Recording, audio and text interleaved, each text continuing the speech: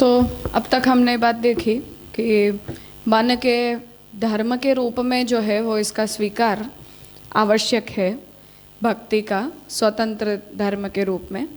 इसलिए श्री पुरुषोत्तम जी ने जो है वो ये निर्णय दिया कि मन के एक अंतर धर्म के रूप में हम स्नेह का स्वीकार करेंगे और उसे स्थायी धर्म के रूप में स्वीकारेंगे। अब आगे इस बात को कह रहे हैं कि ननु संभवेद लौकिक्याः रतेः इह मनोधर्मांतरता कथं कारन्तु घट्टकुट्यां प्रभात वृत्तान्तानुवर्तिनी पारमात्मिक्याः आनंदधर्मभूतायाः अनुरक्तेः मनोधर्मांतरता नाम। अब यहाँ इस प्रश्न को उपस्थित कर रहे हैं कि हमारी जो लौकिक रति है उस लौकिक रति में इस प्रकार की मनोधर्मांतरता, अर्थात लौकिक रति नहीं पर मन में ही, क्योंकि मन जो है वो सामान्यतया लौकिक भावनाओं को पैदा करने का एक साधन मात्र है। तो लौकिक भावनाओं को उत्पन्न करने वाले साधन रूप मन के अंदर इस प्रकार की आंतर धर्मता, मतलब एक स्वतंत्र धर्म रूपता क्या पॉसिबल है, क्या संभव है। जैसे घड़े के कूटने की जब आवाज़ आती है तो उससे हम सुबह हुई है ऐसा अनुमान करते हैं। मतलब लोग जो है वो सुबह उठ के कुछ कुछ रसोई पानी की क्रियाओं को शुरू करते हैं तो उसकी आवाज़ से जो है वो सुबह हुई उसका अनुमान होता है। उस तरह से हाँ, घड़े की आवाज़ से। तो प्रभात वृत्तांतानुवर्तिनी, तो सुबह होने के बाद सुबह बीत गई, थोड़ा सा दिन चढ़ गया, ऐसा कब पता चलता है? जब लोग अपने रसोई पानी की व्यवस्था शुरू करते हैं। तो उस प्रकार से भगवान की जो पारमात्मिकी, जो आनंद धर्म भूता अनुरक्ति है, उस अनुरक्ति के द्वारा मन के एक अंतर धर्म के रूप में क्या इस प्रकार की एक आत्मरति का अनुमान कर पाना पॉसिबल है? ये प्रश्न उपस्थित हो रहा है। हमने ये बात कहनी चाहिए कि हम मन के धर्म के रूप में स्नेह को मान लेंगे, परंतु उसे एक अलग धर्म के रूप में मानेंगे। मतलब लौकिक रति, सुख दुख इच्छा वगैरह के अंदर उसका हम अंतर्भाव नहीं स्वीकारेंगे, उसे एक अलग करके मानेंगे।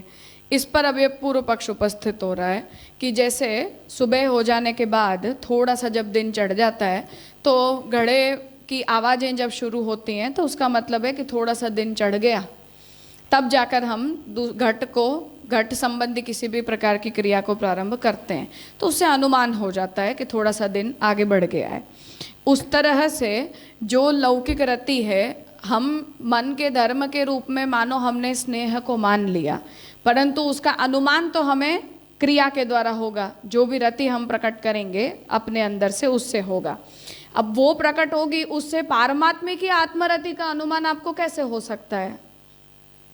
जैसे मुझे अभी भगवान के प्रति स्नेह लग रहा है, क्या मुझे कृष्ण अच्छे लगते हैं? बेसिक क्वेश्चन किसी से हम पूछें कि तुम्हें भगवान अच्छे लगते हैं, तो छोटा बच्चा भी होगा वो कहेगा कि हाँ मुझे कृष्ण बहुत अच्छे लगते हैं, या राम बहुत अच्छे लगते हैं, महादेव जी बहुत अच्छे लगते हैं।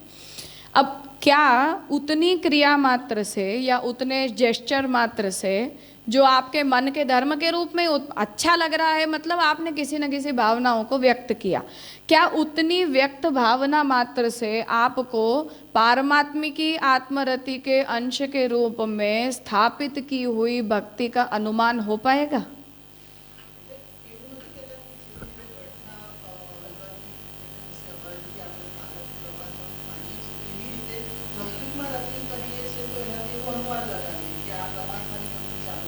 नहीं, वो ये पूछना चाह रहे हैं कि मैंने उद्गम स्थान तो ये कह दिया कि मनजन्य वो धर्म नहीं है पर भगवतजन्य है।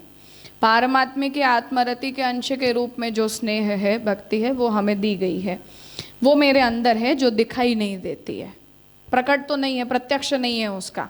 अब अगर प्रत्यक्ष नहीं है तो आपको उसका अनुमान करना पड़ेगा, जिसके लिए हम ये कहते हैं कि रुचि से अनुमान होता है। महाप्रभु जी ये कहते हैं कि किसी जीव की स्थायी रुचि भगवत धर्मों में दिखाई दे तो उससे हम अनुमान लगाते हैं कि भगवान ने इस जीव का वर्ण किया होगा या भगवान ने इस जीव को इस मार्ग के लिए चुना होगा। तो ये अनुमान से ही पता चलता है, प्रत्यक्ष सिद्ध नहीं है। अब अनुमान तो कब हमें हो पाएगा? जैसे मैंने आज भगवान के प्रति, कोई मुझसे ये पूछे कि क्या तुम्हें कृष्ण अच्छे लगते हैं, पहले दिन का सवाल, तो हम ये कहेंगे कि हाँ हमें कृष्ण अच्छे लगते हैं। अब ये अच्छे लगते हैं, ये भावना मन से आई, उसका उद्गम स्थान हम मन को कहेंगे सुख जनिका, इसे तो हम कामना ही हमें कहना पड़ेगा।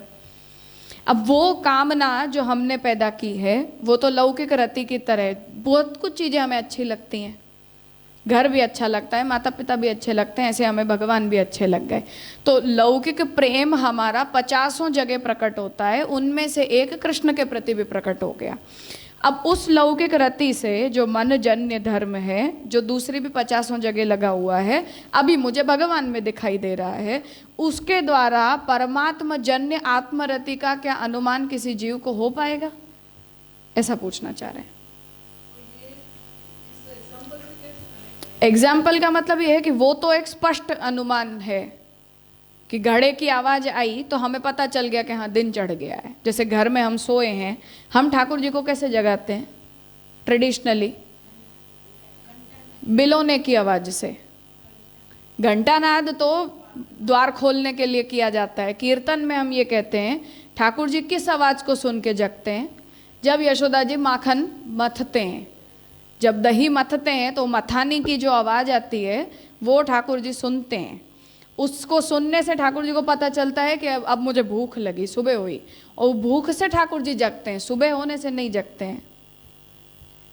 ठीक है, अब वो मथानी की आवाज़ से ठाकुर जी को ये सिग्नल मिलता है, कहने का मतलब कि सुबह हो गई है, माँ कुछ एक्टिविटी कर रही है, उसका मतलब कि खाने का टाइम हो गया, हम उठ के बैठेंगे तो अब मुझे कुछ मिल जाएगा। ये सिग्नल है, क्योंकि उन दोनों में क्लियर कोरिलेशन है। पूर्व पक्षी ये कहना चाह रहा है कि आपको जो प्रकट दिखाई दे रहा है वो तो लौकिक रति तुल्य मन का जन्य धर्म है, और जहाँ से आप उसका प्राकट्य कह रहे हो वो तो भगवदनिष्ठ आत्मरति है। उन दोनों के अंदर ऐसा कोई स्पष्ट कोरिलेशन नहीं है कि जिससे उस क्रिया, उस लौकिक रति के द्वारा आपको पारमात्मिक की आत्मरति का अनुमान हो पाए एज अ जीव। पूर्व पक्षी कहना यह चाहता है कि आप उसे मन जन्य मानो, मुद्दा इतना है। तो जो चीज, जैसे लाल घड़ा मैंने देखा तो मैं ये कहूंगी कि लाल मिट्टी से ये बना है, क्योंकि उन दोनों में स्पष्ट कोरिलेशन है। कोई ये कह दे कि नहीं हमने तो उसे रंग दिया था, तो ये एक एडिशनल फीचर हो गया उसके ऊपर। पर मेरा देखने के बाद का पहला एजम्पशन क्या है कि लाल मिट्टी से बना हुआ ये घड़ा है, इसलिए लाल रंग है इसका। अब हम उसकी प्रोसीजर नहीं जानते, पर पकने के बाद वो काला हो जाता है।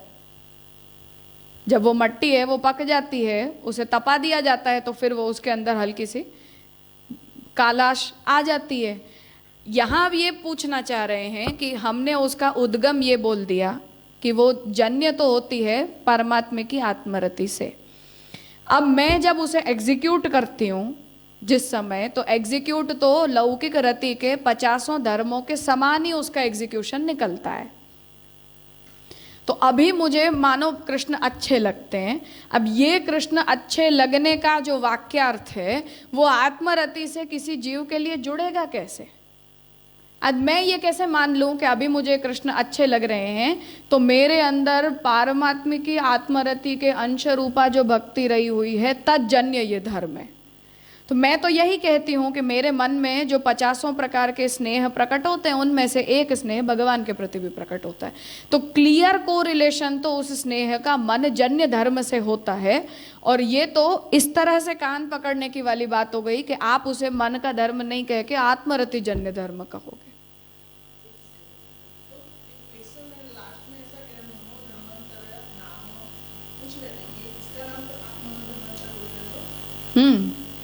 हमने ये कह दिया कि मन का एक वो धर्मांतर है जो लौकिक रति है, रति ही देवादि विषयाः, ये जो भक्ति की परिभाषा थी उसे तो हमने कैंसिल कर दिया कि रति श्रृंगार रस का स्थायी भाव होता है, इसलिए हम यहाँ भक्ति के स्थायी भाव को हम रति नहीं कहेंगे, हम उसे स्नेह कहेंगे।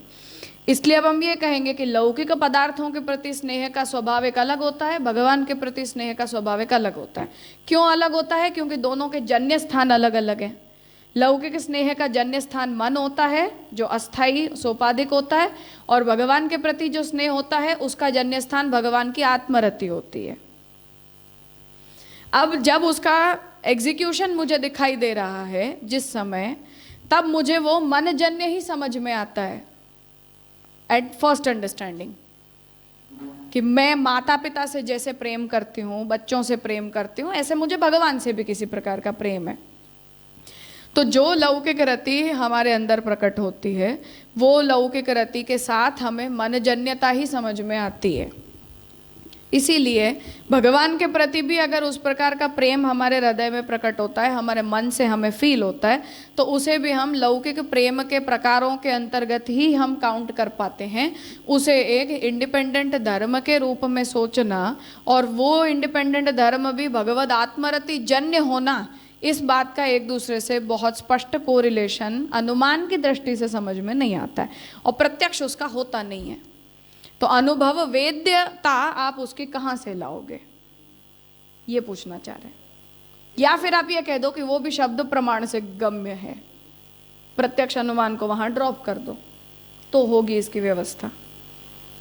जैसे आपको देखो पता चल गया कि चलो ये अभी पतली हो गई और इसमें घट कुछ आ गया और वो मिट्टी वाला कलर, इसमें ऐसा नहीं, सीधा संबंध नहीं है दो क्रियाओं का। तो परमात्मा रति से जन्य होना, देखो समस्या क्या आ रही है इसमें, एक तरह का ब्रेक लग रहा है। प्रॉब्लम यह है कि ब्रेक लग रहा है। पैदा किसी ने किया, भगवान ने कर दिया, आत्मरति से वो जन्य होके कोई धर्म आया, जैसे कि अविद्या शक्ति आ गई। अब उस अविद्या शक्ति ही की तरह आत्मरति से जन्य उस धर्म को भगवान ने हमें दिया। हमने रखा कहाँ उसे? मन में।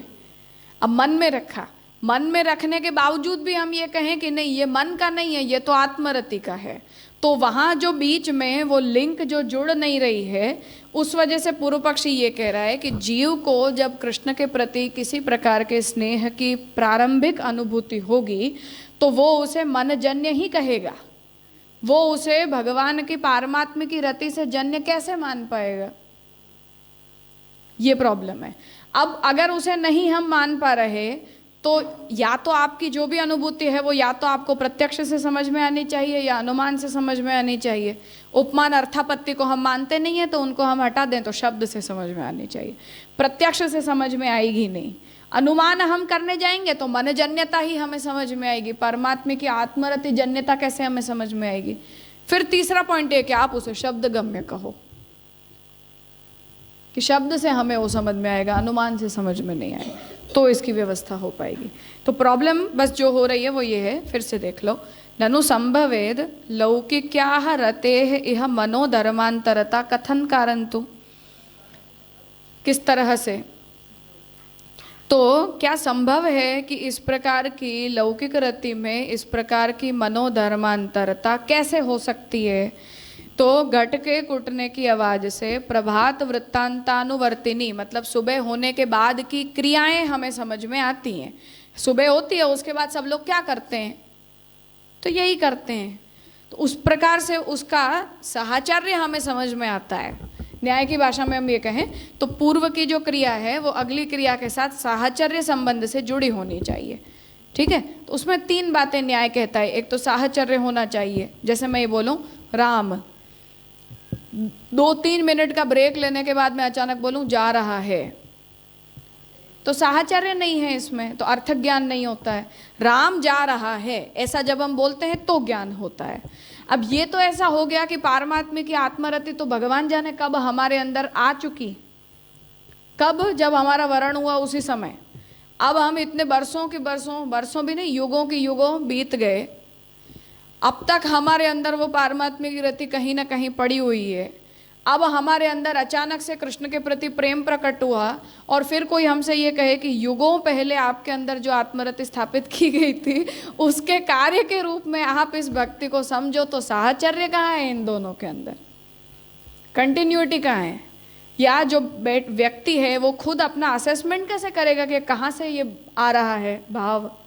मनजन्य पैदा हो रहा है, बुद्धिजन्य पैदा हो रहा है, आत्मरति जन्य पैदा हो रहा है, तो साहचर्य के अभाव में इसका असेसमेंट पॉसिबल नहीं है। भयंकर समस्या है, भयंकर। तो इस बात को कहना चाह रहे हैं कि इतनी बरसों पुरानी चीज का एग्जीक्यूशन अब आप बताना चाह रहे हो कि अब वो अचानक से आपके अंदर स्नेह के रूप में प्रकट हो जाए, और वो स्नेह के रूप में अभी आपको जो प्रकट हुआ है उसे आप कॉलर अप करके ये बोलो कि हम इसे मनजन्य नहीं कहेंगे, मननिष्ठ कहेंगे, आत्मरति जन्य कहेंगे, और फिर से मन के एक स्वतंत्र धर्म के रूप में और कहेंगे। आपके धर्मों के साथ हम उसे अफिलिएट भी नहीं करेंगे। तो ये प्रपोजिशन जो है वो सेट नहीं हो रहा, तात्पर्य ये है। ठीक है। तो मनोधर्मांतरता कथं कारंतु घट्टकुट्यां प्रभात वृत्तांतानुवर्तिनी वर्तनी पारमात्मिक्याः आनंद धर्म भूतायाः अनुरक्तेः मनोधर्मांतरता नाम। तो ये दोनों को हम उसके परिणाम के रूप में, मतलब परमात्मिक आनंद धर्म भूत अनुरक्ति जो मन के एक अंतर धर्म के रूप में प्रकट होती है, उस रूप में हम लौकिक रति के तुल्य इस मनोधर्मांतरता को कैसे फिट कर सकते हैं, कैसे समझ सकते हैं, ये पूछना चाह रहे हैं।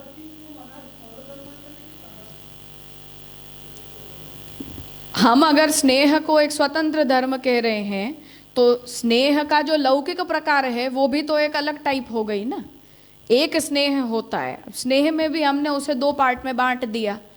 भगवत परक अलग हो गया, लोक परक अलग हो गया। लोक वेद परक एक और भगवत परक दूसरा, तो दोनों अलग अलग धर्म हो गए ना फिर एक दूसरे से।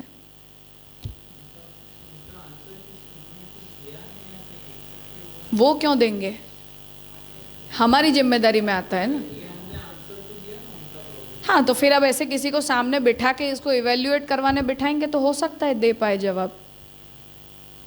हम उसे कहें कि इस टेक्स्ट को पढ़ो और फिर इसके अंदर अगर आपको कोई दोष लगता है तो आप उसे बताओ, तो पॉसिबल है कि डिस्कशन हो सके इस बारे में। हाँ, जैसे झालाबाई ने भक्ति रस प्रेजेंट किया था तो रामानुज मध्व दोनों को वो ठीक नहीं लगा, तो ऐसा होता है। अब हमने एकदम टेक्सचुअल चर्चा नहीं की थी कि इसे एक ही टेक्स्ट के ऊपर हम करेंगे, अगर हम करते तो हो सकता था कि उन्हें और भी आपत्ति उपस्थित हो। नहीं, मतलब फिर उसके लिए यह कि जैसे हम बैठे हैं ना, ऐसे उस एक टेक्स्ट को हर वक्ता को पूरी तरह से पढ़ लेना पड़ता है, फिर उसे सोच लेना पड़ता है, फिर उसके सारे पूर्व पक्ष तैयार करके आने पड़ते हैं, फिर आप डिस्कस कर सकते हो। अभी अभी मैंने कुछ बोला तो तुरंत तो आप उसे प्रोसेस ही नहीं कर सकते हो ना, इसलिए नहीं, फिर तो रसशास्त्री चाहिए सारे के सारे, तो हो सकता है।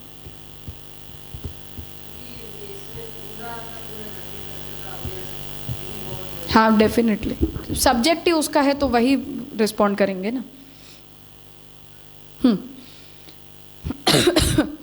तो अनुरक्ते है मनोधर्मांतरता नाम।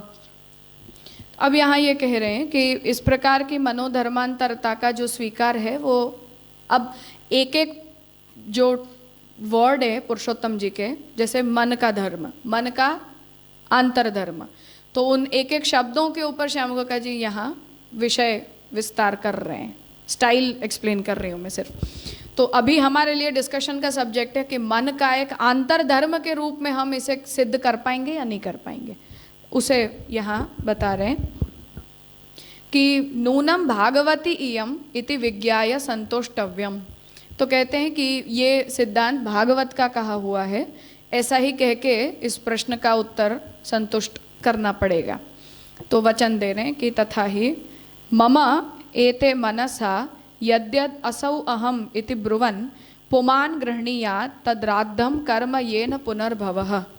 ये मेरा है, ये मैं हूँ, इस प्रकार अहंता ममता जो मनजन्य है, फिर से अहंता ममता की जो ये दोनों ही आकांक्षाएं, मम एते ये सभी मेरे हैं, यद्यद जो असौ अहम ये मैं हूँ, इति ब्रुवन् कथम ब्रुवन, मनसा ब्रुवन, क्योंकि अहंता ममता मनजन्य है, मन से पैदा होती हैं, तो मन के द्वारा बोलकर पुमान गृहणीयात जो मनुष्य है वो उनका ग्रहण करता है, तद्राद्धम कर्म ये न पुनर्भवः। तो इस प्रकार की अहंता ममता जो मन से पैदा होती है उन सभी में जुड़कर कर्म करता हुआ मनुष्य पुनर्जन्म को प्राप्त करता है। सर्वे क्रमानुरोधेन मनसि इंद्रिय गोचराः आयान्ति वर्गशो यान्ति सर्वे समनसो जनाः। इसलिए जितने भी क्रम का अनुरोध करते हुए मन इंद्रिय वगैरह के द्वारा गोचर बन के जितने भी सांसारिक पदार्थ हैं उन सब से जुड़ते हुए जितने भी लोग हैं वो मन के वश होकर रहते हैं, मन की इन वृत्तियों के वश होकर रहते हैं। सत्वेक निष्ठे मनसि भगवत पार्श्ववर्तिनी तमः चंद्रमसीव इदम उपरज्य अवभासते। पर जो सात्विक गुण में जिसका मन निष्ठ होता है, उस अपने मन को सात्विक गुण में निष्ठ करते हुए भगवान के प्रति जो जीव लगाता है, वो जैसे चंद्रमा के आने से अंधकार दूर हो जाता है, उस तरह भगवान के प्रति उस मन को निष्ठ करने से, सत्व में निष्ठ करके मन को भगवान निष्ठ बनाने पर जीवात्मा की अहंता ममताएं निवृत्त हो जाती हैं। ये एक भागवत जी का वचन यहाँ उद्धृत किया पीछे। हाँ, हटा के अवभासित होती हैं, जैसे चंद्रमा के उदित होने पर अंधकार निवृत्त होता है। शृण्वतः श्रद्धया नित्यं गृणतः च स्वचेष्टितं कालेन न अति दीर्घेण भगवान विशते हृदि। जो जीव श्रद्धा पूर्वक नित्य ही भगवान के गुणों को सुनता है और भगवान के प्रति चेष्टा करता है, बहुत ही कम ही समय में उस जीव का जो मन है वो भगवान जल्दी ही उसके हृदय में प्रवेश करते हैं। प्रविष्टः कर्णरंध्रेण स्वानां भाव सरोरुहं धुनोति शमलम कृष्णः सलिलस्य यथा शरद। तो भगवान कर्णरंध्र मतलब जब हम भगवान के गुणों का श्रवण करते हैं तो हमारी कर्णेंद्रिय के द्वारा भगवान का जो है वो प्रवेश होता है, और भगवान कर्णरंध्रेण प्रविष्ट होकर हमारे अंदर रहे हुए जितने भी भावनाएं होती हैं उन सब को उस तरह से साफ कर देते हैं जैसे शरद ऋतु के आने पर जल स्वच्छ हो जाता है। धौतात्मा पुरुषः कृष्ण पाद मूलम न मुंचति। और ऐसा धुला हुआ साफ हुआ जो पुरुष है वो भगवान के चरण कमलों को कभी छोड़ता नहीं है। तीसरा वचन यहाँ दे रहे हैं कि यथा यथा आत्मा परिमृज्यते असौ मत्पुण्य गाथा श्रवणाभिधानैः तथा तथा पश्यति वस्तु सूक्ष्मं चक्षुः यथैव अंजन संप्रयुक्तम। तो जैसे जैसे जो ये आत्मा है वो भगवान के पुण्य गाथाओं का श्रवण करती रहती है और उसके हृदय में भगवान का जैसे जैसे प्रवेश होता जाता है, उसी तरह सूक्ष्म से सूक्ष्म वस्तु को देखने की शक्ति जैसे अंजन लगाए हुए आँखों के अंदर आ जाती है, ऐसे उस जीव के अंदर भगवान के स्वरूप को भगवान को अपनी आत्मा में फील करने का सामर्थ्य प्रकट हो जाता है। विषयान् ध्यायतः चित्तम विषयेषु विषज्यते माम अनुस्मरतः चित्तम मय्येव प्रविलीयते। तो विषयों का ध्यान करने वाला जो चित्त है वो विषयों के अंदर ही रमता है, विषयवान बन जाता है, पर भगवान का स्मरण करने वाला जो चित्त है वो भगवद रूप बनता है, भगवान में लीन होता है। तो अब यहाँ इंद्रिय, विषय और मन, इन तीनों का जो स्वरूप है वो यहाँ भागवत के इन तीनों श्लोकों से बताया गया है।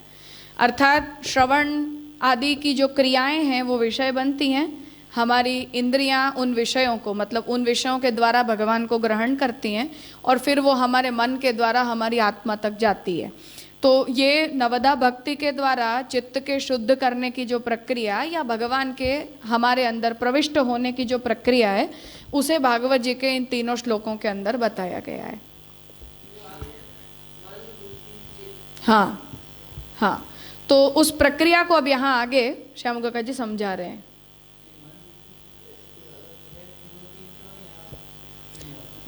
बहुत हम कॉम्प्लेक्स ना करें तो एक अर्थ में यूज करने में कोई समस्या नहीं है।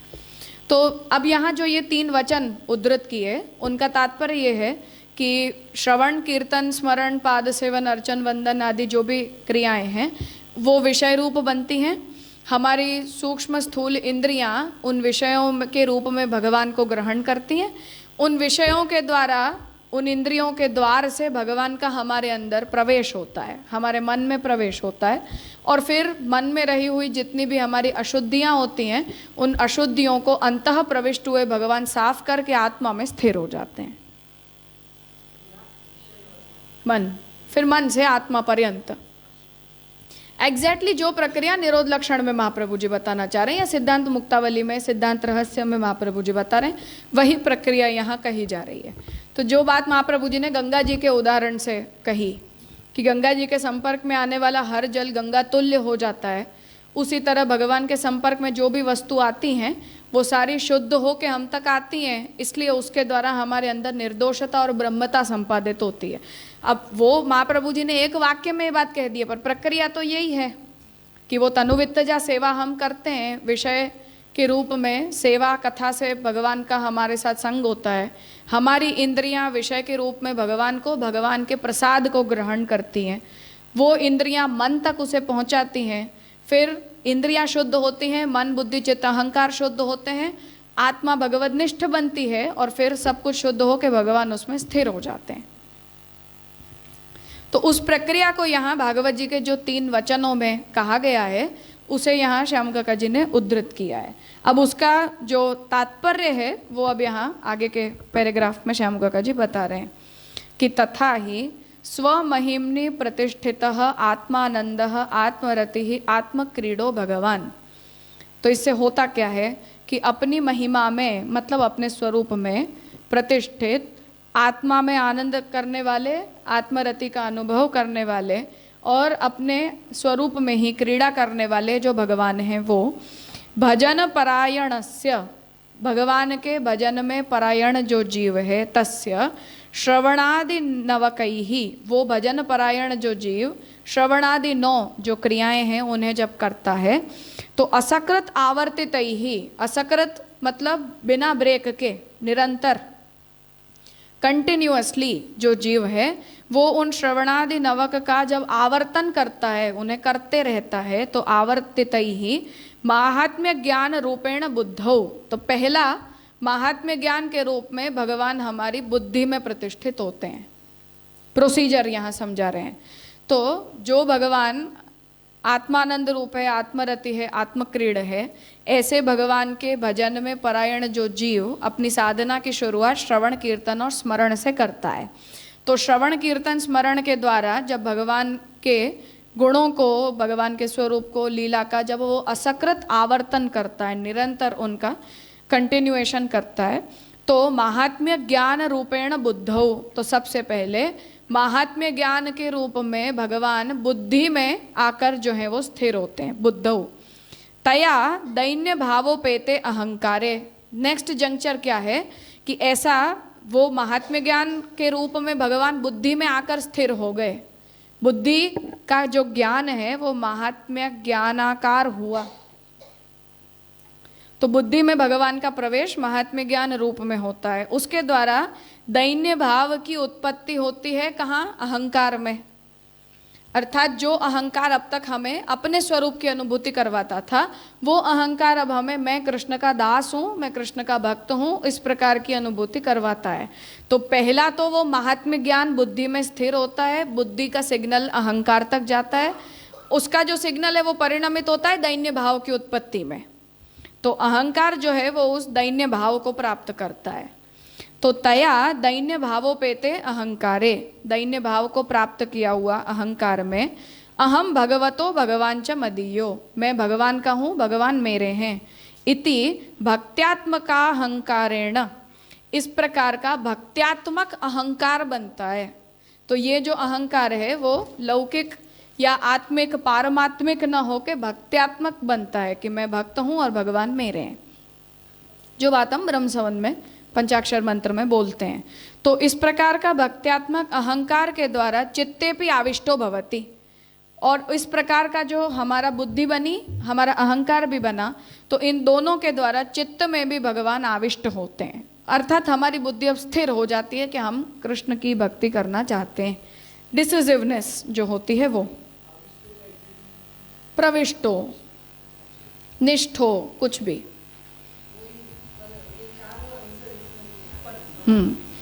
तादृशस्य भक्तस्य चंचलमपि मनो, अब ये बात प्रीसपोज्ड है, ठीक है।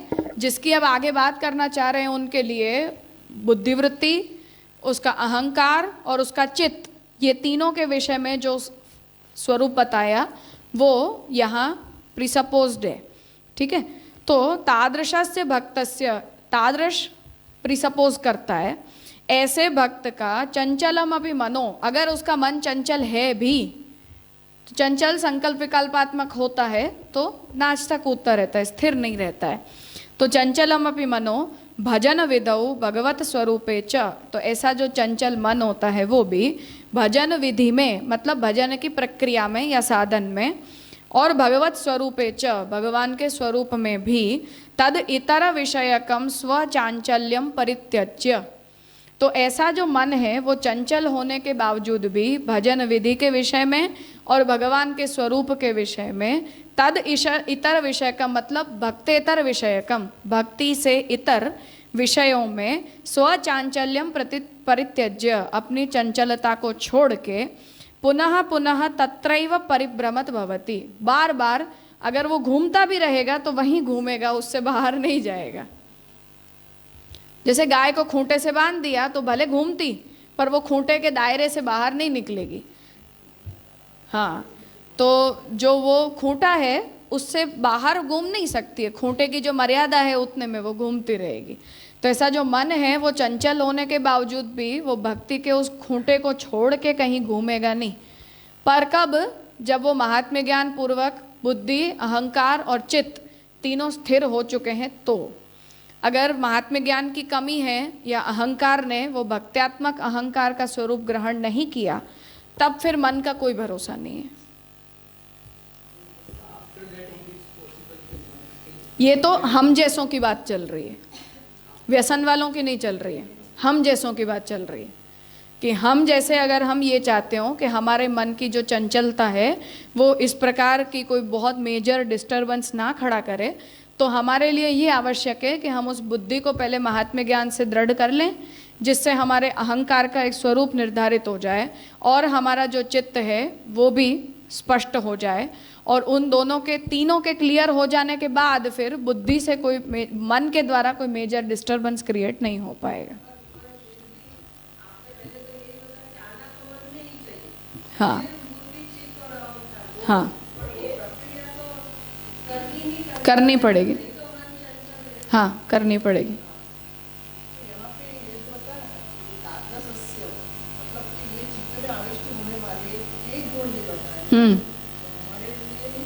है ना, नहीं नहीं ऐसे नहीं, मतलब जो अहंकार का जो भक्त्यात्मक स्वरूप है वो और हमारा महात्म्य ज्ञान, इन दोनों के स्थिर हो जाने पर हमारा चित्त कृष्ण प्रविष्ट नहीं हो जाता है, पर कृष्ण विषयक निर्णायक हो जाता है कि अब हमें कम से कम कृष्ण के अतिरिक्त कोई और नहीं चाहिए, हमें मोक्ष नहीं चाहिए, केवल हमें भगवान चाहिए और हम केवल भक्ति मार्गी ही हैं। इतनी क्लैरिटी आ जानी चाहिए, इतना समझना है। हाँ हाँ बिल्कुल।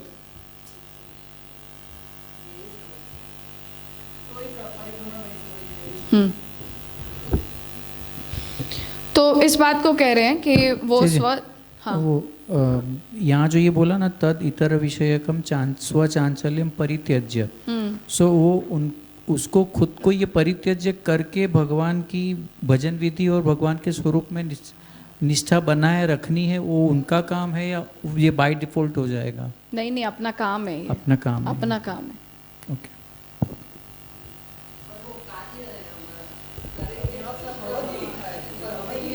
हाँ हो जाएगा।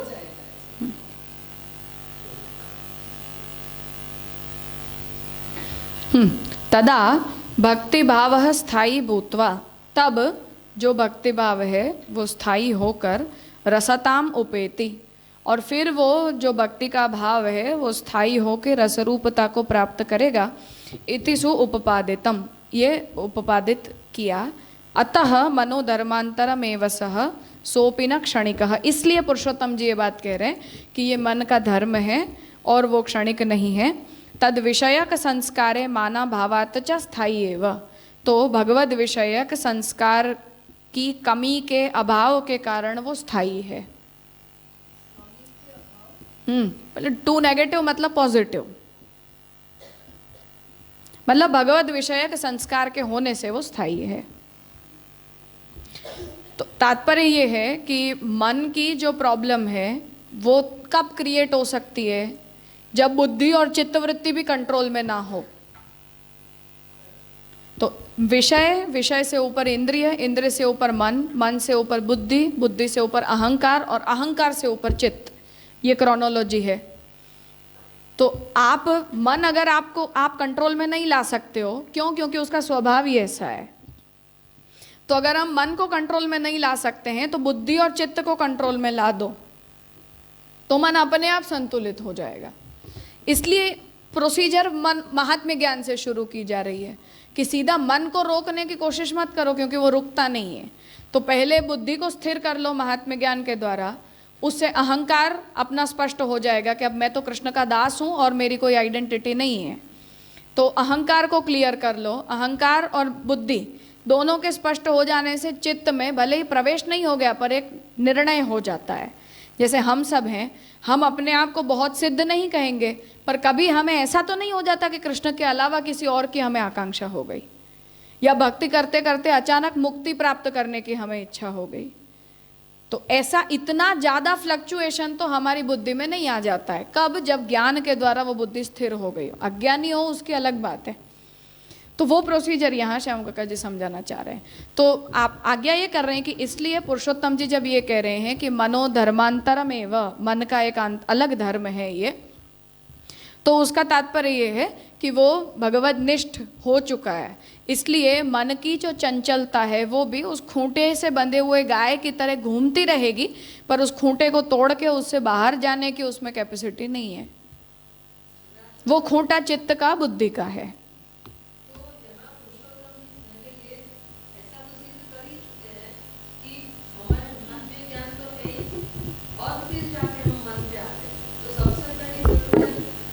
महात्म्य ज्ञान की है। बिल्कुल।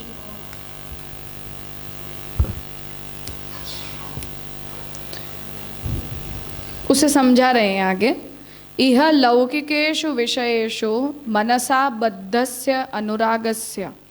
अब ये जितने भी लौकिक विषय हैं उनमें हमारे मन के द्वारा बंधा हुआ अनुराग, प्रेम, स्नेह, अनुरागस्य ज्ञानेच्छा प्रतिभा स्मृति यत्न आदि अनंतर भावे प्रसादिते।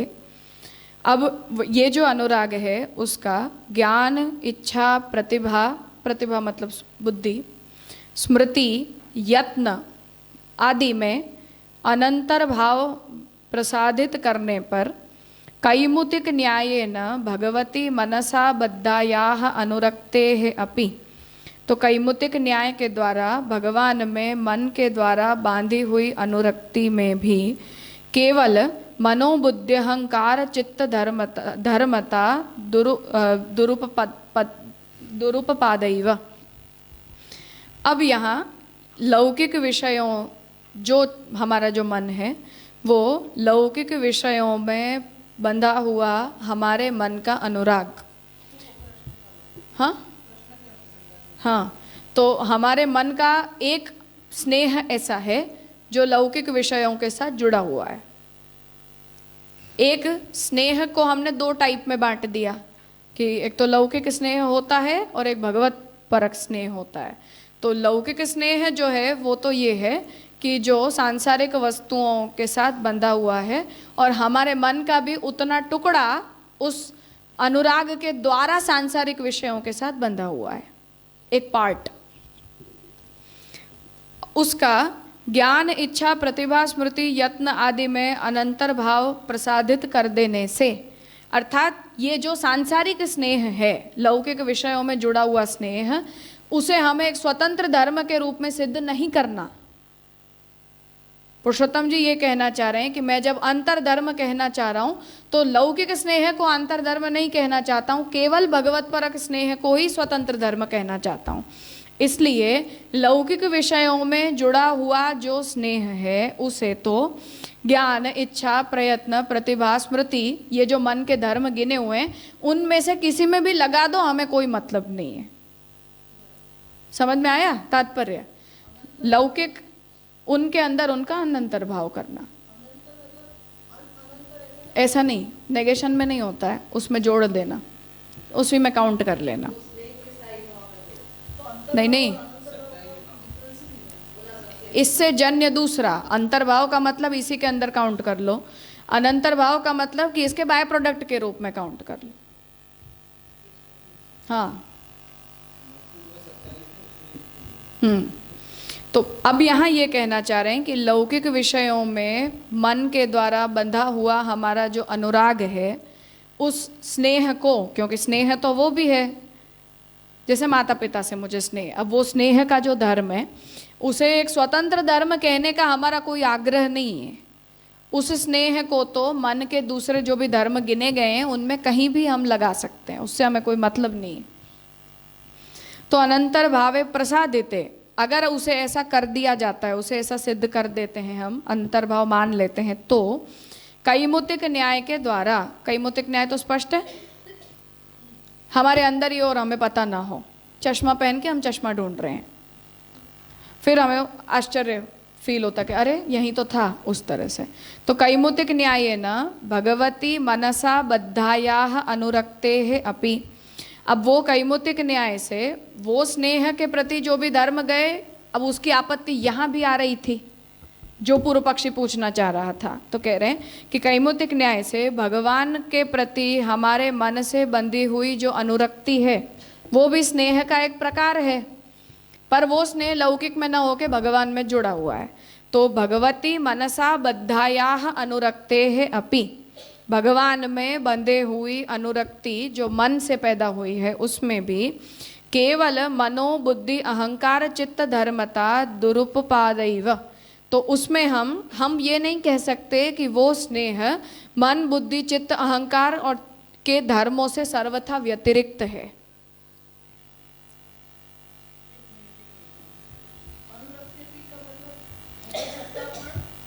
अनुरक्ति में भी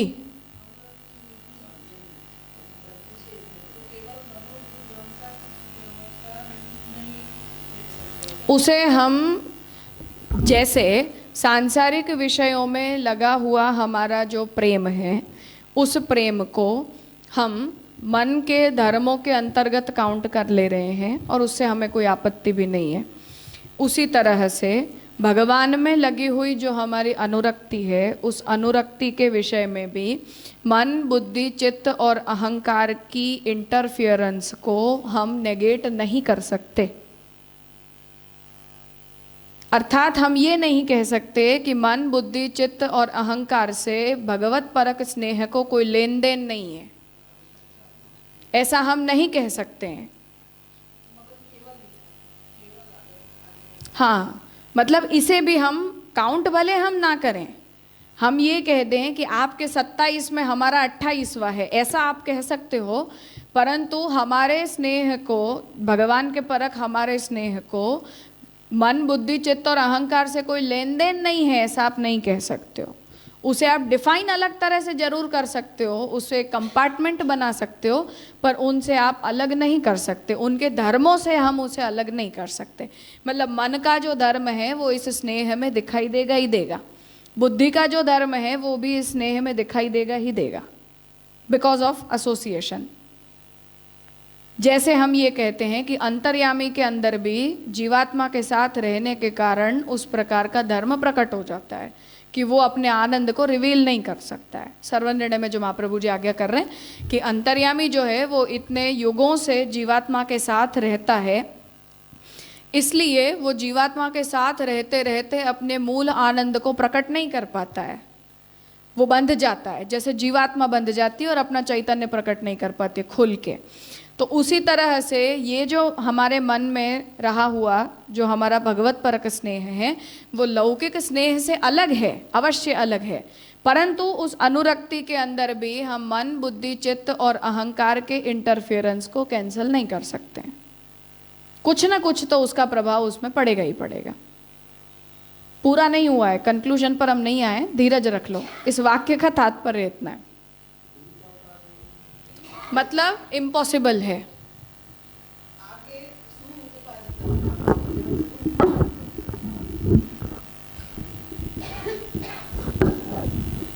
देखो आगे उसका निराकरण कर रहे हैं। तो तात्पर्य ये है कि अल्टीमेटली जैसे हम अपने लिए ये बात को कह रहे हैं कि हम संकल्प कर लें कि हम इतनी सेवा हम करेंगे, आप बीमार पड़ गए, संकल्प है आपका, पर आपकी इंद्रिय वो नहीं करने देगी, आगे आके नहीं है उसका इंटरफियरेंस वहां। अब वहां वो सगुणता प्रकट कर दी उसने अपनी, तो भाव की निर्गुणता है, भाव के ऊपर उसका प्रभाव नहीं पड़ रहा है, पर आपकी इंद्रियों की सगुणता भारी पड़ रही है, तो आप नहीं कर पाते हो क्रिया को एग्जीक्यूट। मन में भावना करते रहो, जितनी भावनाएं करनी है वो। जैसे पद्मनाभ दास जी के लिए हम ये कह दें कि भावना से तो वो ठाकुर जी को दाल भात रोटी शाक मीठा फीका सब कुछ भोग धराते थे, क्रिया के रूप में वो केवल चने ही होते थे बस। अब वो भाव उतना प्रबल था कि ठाकुर जी भी उसे उस भाव से अंगीकार करते थे और खाने वाले को भी उसमें हर स्वाद आ जाता था। तो भावना तो हम भी 56 भोग की कर सकते हैं, पर क्रिया में वो हर चीज कितना भाव प्रबल है उससे है। भास्करन जी का भाव प्रबल था तो युद्ध के मैदान में भी वो कड़ी उनके ऊपर गिर गई। हम भाव बहुत सारे करते रहते हैं, पर हमारी भावना वो उतनी प्रबल नहीं होती है कि वो उतना क्रिया के अंदर आके एग्जीक्यूट हो जाए। तो यहाँ तात्पर्य ये है कि लौकिक स्नेह के करते भगवत परक स्नेह अलग होता है, ये सिद्ध है, इसमें कोई डाउट नहीं है। पर लौकिक स्नेह के ऊपर जैसे मन बुद्धि चित्त अहंकार के भावनाओं का प्रभाव पड़ता है, उसी तरह से यहाँ भी उनके भावों का प्रभाव पड़ेगा ही पड़ेगा, जिसे हम कैंसल नहीं कर सकते हैं। ठीक है, एक बात। तथापि फिर भी अब जो विशेष बात है वो यहाँ कहना चाह रहे हैं, तथापि सर्वोपादानतया सर्वांशिनः स्मृति ज्ञान अज्ञानादि सर्व प्रेरकस्य। अब फिर से श्याम काका जी इस बात को ठाकुर जी के ऊपर डाल रहे हैं, जीव प्रयत्न को छोड़ के। तो फिर भी सर्वोपादानतया सभी वस्तुओं के उपादान होने से, सर्वांशिनः हर वस्तु के प्रति अंशी होने से, स्मृति ज्ञान अज्ञानादि सर्व प्रेरकस्य, स्मृति ज्ञान अज्ञान आदि मन के जितने भी धर्म हैं उन सभी के प्रेरक होने से, सर्वविध आनंद मूलस्य हर प्रकार के आनंद के मूल रूप, भगवतो भगवान निजात्मानंद धर्म रूपायाः आत्मरतेः एव अपनी निज आत्मानंद धर्म रूप जो आत्मरति है उसी के द्वारा भक्तेषु भक्तित्वेन भक्तों में भक्तित्वेन प्रादुर्भावांगीकारात् भगवान जो हैं वही भक्तों के अंदर भक्ति के रूप से प्रादुर्भूत होते हैं। अर्थात जैसे हमारे घर में ठाकुर जी का जो प्राकट्य होता है, उसी तरह भक्ति जब हमारे हृदय में प्रकट होती है तो हमारे हृदय में प्रकट हुई भक्ति भगवान का प्रादुर्भाव है, भगवान के आनंद धर्म का प्रादुर्भाव है। तो प्रादुर्भावांगीकारात् भक्त मनोबुद्ध्यहंकार चित्त प्राणेन्द्रिय देहादिषु, इसलिए भगवान भक्ति के रूप में जीवों के अंदर प्रादुर्भाव को अंगीकार करते होने से भक्त के मन बुद्धि अहंकार चित्त प्राण इंद्रिय आदि में आवेशानुषंगिका आवेश के आनुषंगिक तत्त धर्म रूपतापि अविरुद्धैव, इसलिए जो आनुषंगिक भगवान के जो धर्म हैं वो सभी भगवान के धर्म और भक्ति के धर्म, उन दोनों को श्याम काका जी यहाँ समानार्थी बता रहे हैं। तो हमारे हृदय में भक्ति का आविर्भाव ये भगवान का प्रादुर्भाव है। तो भगवान का जो प्रादुर्भाव, भक्ति का जो प्रादुर्भाव हमारे अंदर होता है, उसका आनुषंगिक उन धर्मों की तद्धर्म रूपता मन बुद्धि चित्त प्राण इंद्रिय पर्यंत प्रकट होती है, ये अविरुद्ध है, इसमें कोई विरोध नहीं है। भगवतः सर्वत्र विद्यमानत्वादेव, क्योंकि भगवान सर्वत्र विद्यमान होते हैं।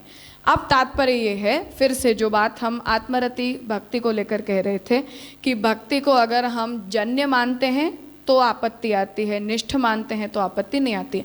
एग्जैक्टली सेम बात यहाँ श्याम काका जी बताना चाह रहे हैं कि मन बुद्धि चित्त और अहंकार प्राण इंद्रियां, इन सब के अपने अपने स्वभाव हैं और उन स्वभावों का भगवान के प्रति हमारा जो स्नेह है उसे स्वतंत्र धर्म कह देने के बाद भी उनका प्रभाव उस पर पड़ेगा ही, जिसे हम कैंसल नहीं कर सकते। ठीक है, उस मर्यादा को हम कैंसल नहीं कर पाएंगे, क्योंकि फिर से वही वो हमारा कंपोजिशन है। अब जो एडिशनल बात है वो ये कह रहे हैं कि भक्ति के रूप में भगवान का क्योंकि हमारे अंदर प्रादुर्भाव होता है, इसलिए भगवान के आवेश जन्य भगवत धर्मों का जो आविर्भाव है वो हमारी मन, बुद्धि, चित्त, अहंकार, प्राण, इंद्रिय सभी के अंदर हो जाता है। इसलिए वो भक्ति के मूल स्वरूप में कोई आपत्ति उत्पन्न नहीं करता है। निरोध लक्षण याद कर लो, ये वही बात यहाँ श्याम काका जी बता रहे हैं। तो वहाँ जो बात कही जा रही है कि जैसे जैसे हमारे सांसारिक आसक्तियाँ निवृत्त होती हैं और भगवान का इंद्रियों के द्वारा हमारे अंदर प्रवेश होता है, इंद्रियों का शोधन, शुद्धि, सफाई हो जाती है, और वो जो सफाई हुई है वो हमारे बलबूते से नहीं हुई है, आगंतुक धर्म है। फिर से इस बात को स्पष्ट समझो, हमारा स्वाभाविक धर्म होना और आगंतुक धर्म होना ये अलग अलग बातें हैं। तो अप्राकृत होना ये हमारा स्वाभाविक धर्म नहीं है, अप्राकृत होना ये हमारा आगंतुक धर्म है, जो धर्म हमारे अंदर भगवद आवेश जन्य होता है। भगवान क्योंकि हमारे संपर्क में आते हैं और भगवान का इंद्रियों के द्वारा हमारे देह संघात में प्रवेश होता है, इसलिए भगवान के बल से हमारी इंद्रियों में उस प्रकार की अप्राकृतता प्रकट होती है, स्वबल से नहीं होती है। जो बात भगवान ने अर्जुन को समझाई, तो अर्जुन को जब ये लगा कि महाभारत का युद्ध मैंने अपने बल से जीता, तो द्वारका जाते समय भीलों के हाथों अर्जुन हार गए। वही बात महाभारत का युद्ध समाप्त हुआ तब भगवान ने अर्जुन से कहा कि पहले युद्ध से जो रथ है उससे तुम पहले उतरो, क्योंकि भगवान के उतरते ही वो रथ भस्म हो गया। तो ठाकुर जी ने अर्जुन से ये कहा कि तुम पहले उतरो, तो अर्जुन उतरे। फिर ध्वजा में हनुमान जी विराज रहे थे, हनुमान जी तिरोहित हुए। फिर ठाकुर जी रथ से नीचे उतरे और वो तिरोहित हो गया, क्योंकि वो शक्ति आगंतुक थी, स्वाभाविक नहीं थी। तो वो बात यहाँ श्याम काका जी समझाना चाह रहे हैं कि भक्ति भी हमारे अंदर स्वाभाविक नहीं है, वो भक्ति आगंतुक है, हमारा अपना धर्म नहीं है, वो भगवत प्रदत्त है, गिफ्टेड है। तो उसी तरह वो भक्ति का प्रादुर्भाव जब हमारे हृदय में होता है तो वो भक्ति किससे जन्य है? भगवान की आनंद से जन्य, भगवान की आत्मरति से जन्य, और वो आत्मरति का उपादान भगवान स्वयं है। इसलिए वो आत्मरति से जन्य भक्ति का प्रादुर्भाव भगवान का प्रादुर्भाव है, और वो भगवान का प्रादुर्भाव जब हमारे अंदर होता है तो आगंतुक धर्मतया हमारे मन, बुद्धि, चित्त, प्राण, इंद्रिय वगैरह के अंदर भगवत धर्म प्रकट होते हैं, जिसके कारण इस प्रकार की अप्राकृतता हमारी भक्ति में प्रकट होती है, उस प्रकार की निरुपाधिकता हमारी भक्ति में प्रकट होती है। हमारे बलबूते से वो निरुपाधिकता हमारे अंदर नहीं आती है। हाँ, एग्जैक्टली। हाँ हाँ, बिल्कुल। तो तात्पर्य ये है कि पूर्व पक्षी जो ये कहना चाह रहा था कि प्रश्न पर हम आए, यद्यपि आंसर अभी आगे आएगा, पर जो पूर्व पक्षी ये पूछना चाह रहा था कि हमारा उसके साथ कोई साहचर्य नहीं है, तो वस्तुतः साहचर्य नहीं है, ये पूर्व पक्षी ये बात सच बोल रहा है। स्वाभाविक धर्म अगर हम मानते हैं तो भगवद आत्मरति और हमारे देहेंद्रिय प्राणांतःकरण से जन्य धर्मों का एक दूसरे से कोई साहचर्य नहीं है, क्योंकि एक अप्राकृत है और तुम प्राकृत हो, तो तुम्हारा कोई मेल मिलाप ही नहीं है। जो चिंता महाप्रभु जी को सिद्धांत रस से पहले हो रही थी कि जीव का और भगवान का मेल मिलाप पॉसिबल ही नहीं है, क्योंकि दोनों एक दूसरे से विरोधी तत्व हैं, वही रहेगा।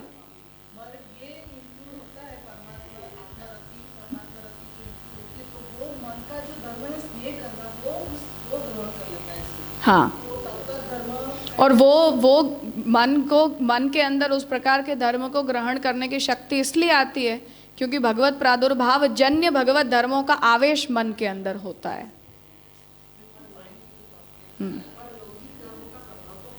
पड़ेगा, जब तक वो आवेश उतना स्ट्रांग नहीं है तब तक पड़ेगा। पर तात्पर्य है कि जो प्रारंभिक भी है वो आवेश जन्य है, ये कहने का मतलब है।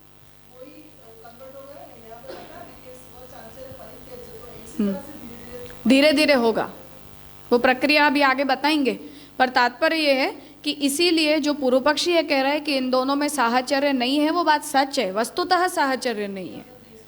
हाँ, और पूर्व पक्षी सबसे मुद्दे की बात जो हम पहले पिछले सेशन में भी जो हम डिस्कस कर रहे थे वो यही थी कि यही समस्या है भक्ति को आत्मधर्म मानने में। भक्ति को हम अपना धर्म मानते हैं तो हर जंक्चर के ऊपर ये सारी की सारी प्रॉब्लम खड़ी होती हैं कि अपने कंपोजिशन से तुम बाहर निकलोगे ही कैसे। वो प्रैक्टिकली पॉसिबल ही नहीं, और ये बात सच है, नहीं हो सकता है। तो हम उस तरह मानेंगे तो यही होगा, साहचर्य नहीं है, ये बात सच है। इसीलिए हम ये कहते हैं कि वो आवेशजन्य है, वो स्वाभाविक वस्तु ही नहीं है, वो हमारी नहीं है, वो आगंतुक है। अब आगंतुक है और भगवान हमें दे रहे हैं तो गिफ्टेड मानने में तो किसी को कोई समस्या नहीं, तो वो आवेशजन्य ही होगा। वो तो करनी पड़े, वो तो खैर यमे वैश्य वृणते तेना लभ्य, वहां से वो गिफ्टेड है, वो स्पष्ट है।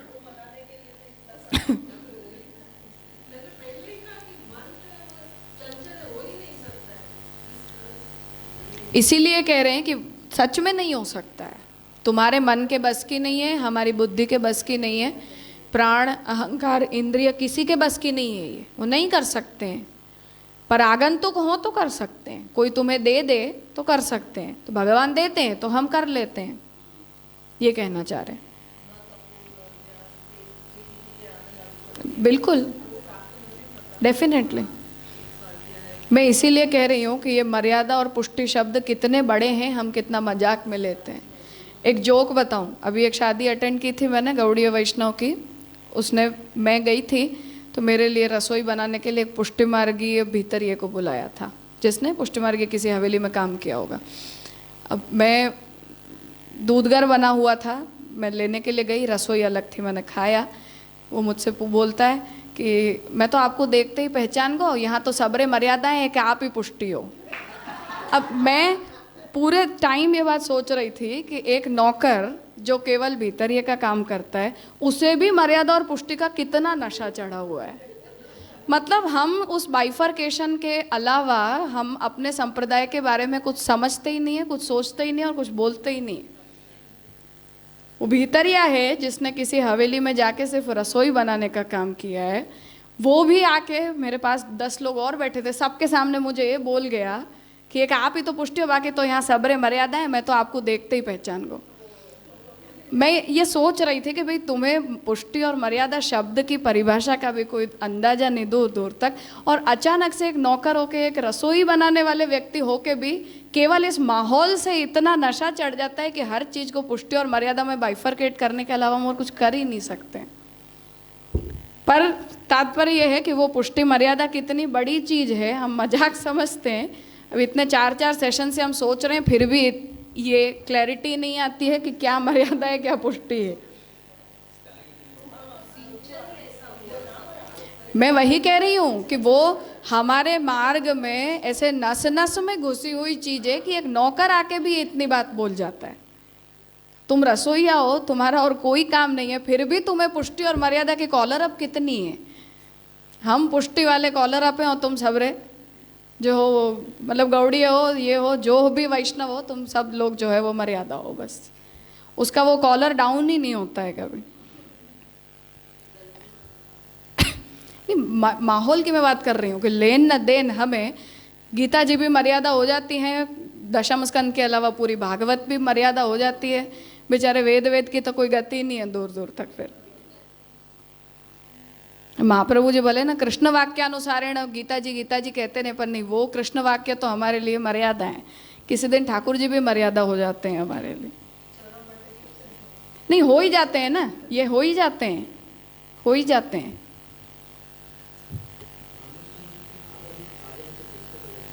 नहीं, अलग अलग है।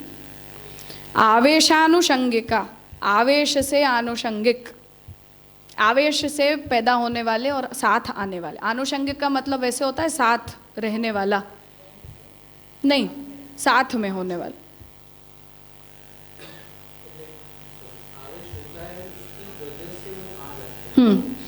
तो आवेश जो है भगवान का या भक्ति का, वो अपने उन धर्मों को साथ लेके आता है। बाहर से आया हुआ, इनबिल्ट न हो। यहाँ पे ये बता है भगवतो निजात्मानंद धर्म रूपाया आत्मरति एवं भक्ति। तो आत्मरति की बात करें ना, विकार प्रादुर्भाव की बात करें तो आत्मरति है। मतलब आत्मरति भक्ति बन के पैदा होती है। नहीं तो भगवान की आप कह रहे हो तो वो कैसे समझ रहे हैं? क्योंकि यहाँ पे भगवतो निजात्मानंद धर्म रूपायाः आत्मरतेः एव, आत्मरति का ये सप्तमी है, आत्मरति के द्वारा भक्तेषु भक्तित्वेन, तृतीया है तो भक्तित्वेन का संबंध भगवतों के साथ होगा। भगवतो बीच के शब्दों को अगर आप हटा दो, विशेषण है वो सारे, तो भगवतो भक्तित्वेन प्रादुर्भावांगीकारात्, ये सीधा संबंध है। बीच के जो शब्द हैं वो उसके विशेषण है।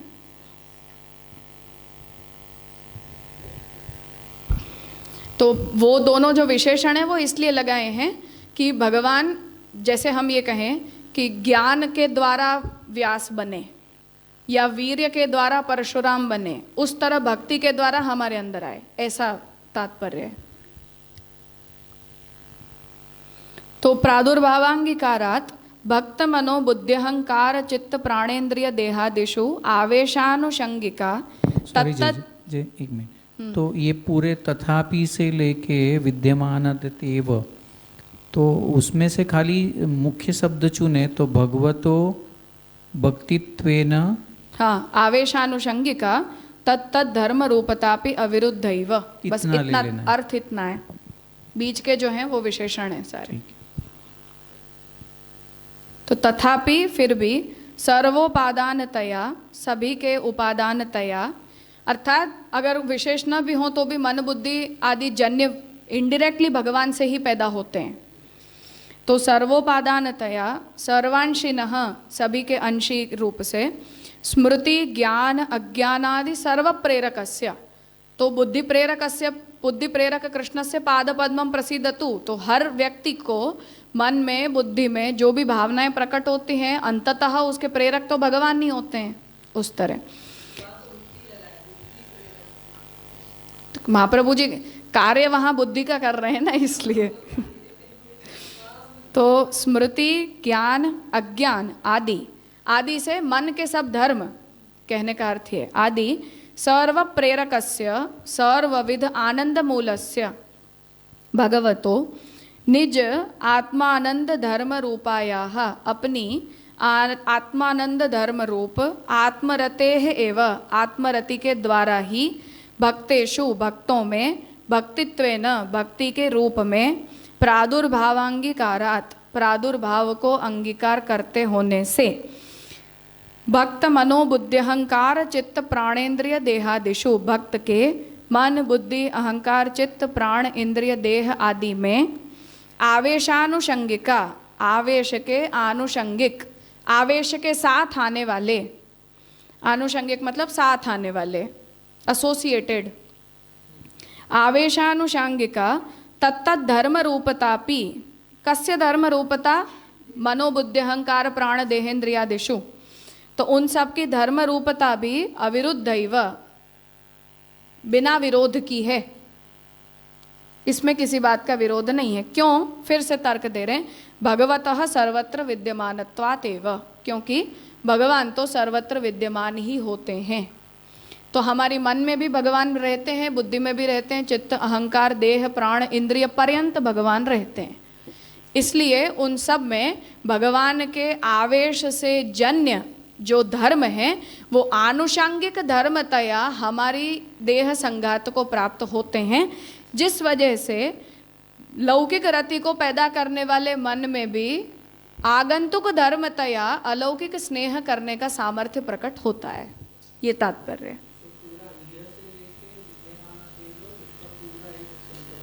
हाँ हाँ, जो ये भागवत जी के 3 वचन हैं, उन तीनों वचनों की यहाँ व्याख्या की है श्याम काका जी ने इस तरह से।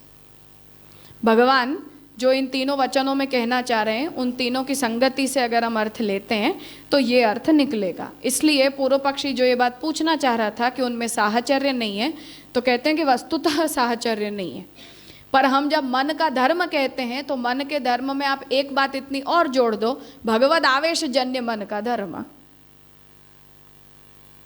तो मनो धर्मांतरम एवं, मन का वो धर्मांतर है ऐसा हम कह रहे हैं, तो भगवद आवेश जन्य मनो धर्मांतरम एवं, इतना कह दो, विशेषण और लगा दो एक ऐसा।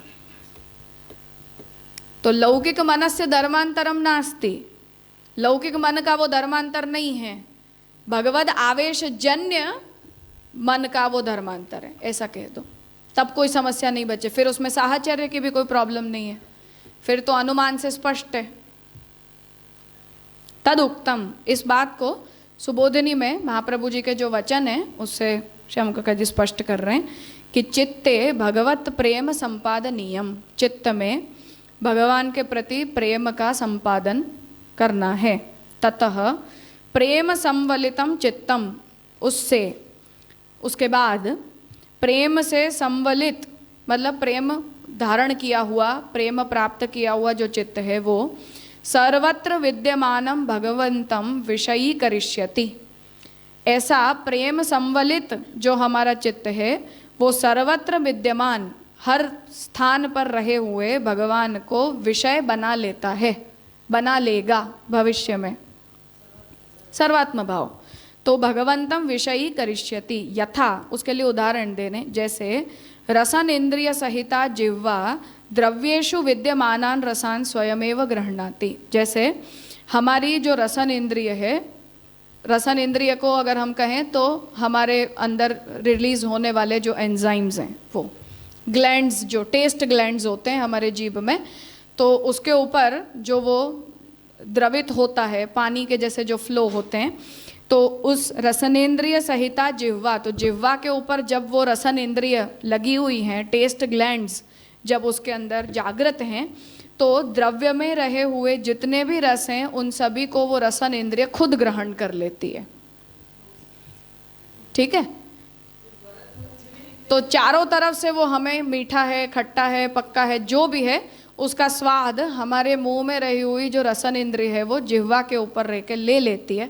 उस तरह से अगर आपके चित्त के अंदर भगवान है तो चित्त क्योंकि रूलर है, कंट्रोलर है, इसलिए चित्त के साथ जुड़े हुए मन, बुद्धि, अहंकार, प्राण, हमारी इंद्रियां, वो हर स्थान से भगवान को अपना विषय खुद बना लेगी। पर चित्त में अगर भगवान नहीं है तो इंद्रिय बनाएगी तो बुद्धि नहीं बनाएगी, बुद्धि बनाएगी तो मन नहीं बनाएगी। इसलिए महाप्रभु जी कहते हैं चेतस्तत् प्रवणम सेवा। ठीक है, हाँ, क्योंकि नियरेस्ट है ना वो।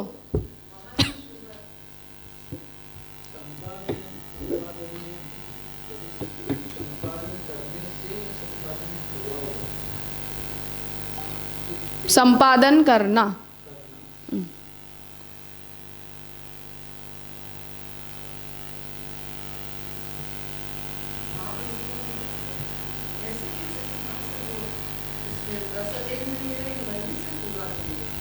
बिल्कुल ठीक है। तो आगे थोड़ा विषय बदल रहा है, शाम को करते हैं 4 बजे, अभी का यहाँ रखते हैं।